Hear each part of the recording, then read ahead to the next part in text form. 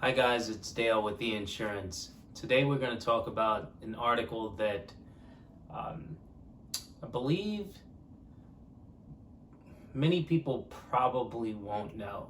They think they know, but they probably don't. Title of the article is, Do You Need Renter's Insurance to Rent an Apartment? Short answer is no. Although plenty landlords require it, right? So typically landlords require, they're interested in liability. So they require about $100,000 in liability coverage, right?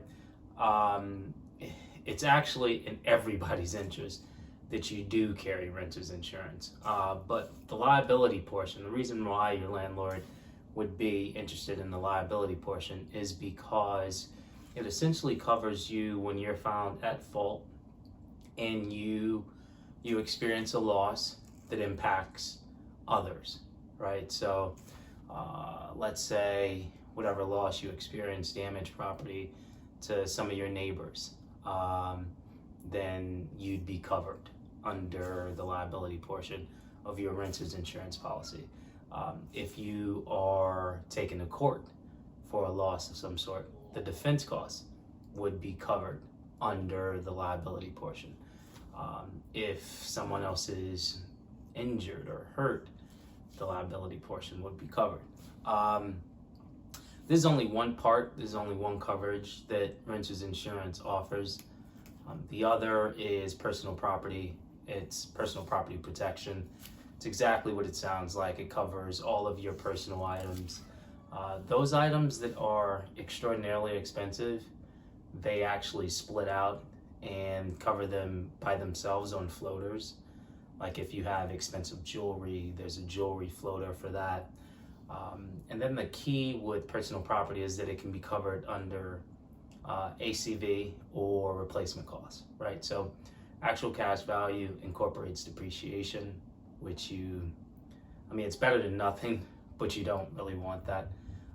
It'll pay you the cost of the item you lost, less depreciation. Replacement cost actually replaces the item for you. And if the item doesn't exist, with something that's very similar. The other coverage is loss of use. So let's say you endured a loss, unfortunately, that rendered your apartment inhabitable, right? So the cost of renting a hotel and food and essentially living somewhere else because you can't live in your apartment would then be covered. There are additional coverages. There's kind of a quasi-Bailey coverage that covers property in your house that's not yours. So friends, family, other people, items that are kind of stored in your house. The limits on these things vary. The typical cost of a standard renter's policy, which probably provides $10,000 in personal property protection, and then about $100,000 in liability coverage, would run you about $10 to $15 per month. So not bad, especially for the peace of mind and coverage you receive. So ultimately, it's not by law.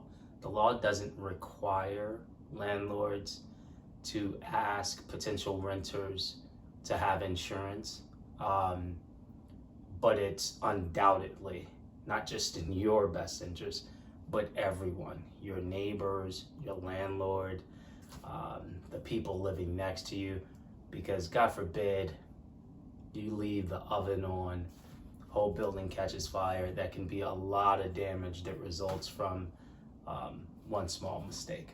All right, thanks for stopping by. Hopefully this was helpful. We'll talk to you next week. Thank you.